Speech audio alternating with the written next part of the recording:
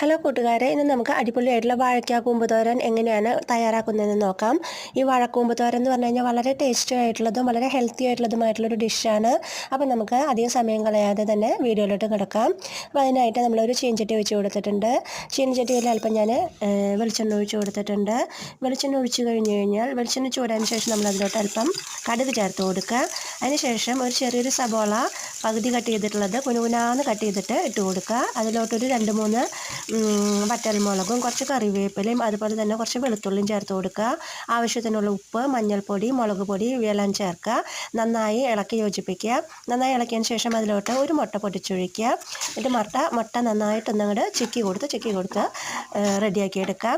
അതിന് ശേഷം നമുക്കിതിലോട്ട് ഒരു പിടി തേങ്ങ ചേർത്ത് കൊടുക്കുക. തേങ്ങ കൊടുത്തതിന് ശേഷം അതും നന്നായി ഒന്ന് ഇളക്കി കൊടുക്കാം.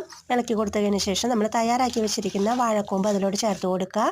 നന്നായി ഒന്ന് മിക്സ് ചെയ്യുക, അടച്ചു വെക്കുക. വാഴക്കൂമ്പ് തോരൻ റെഡി.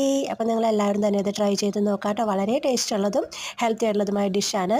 അപ്പോൾ ഓക്കെ, ബൈ.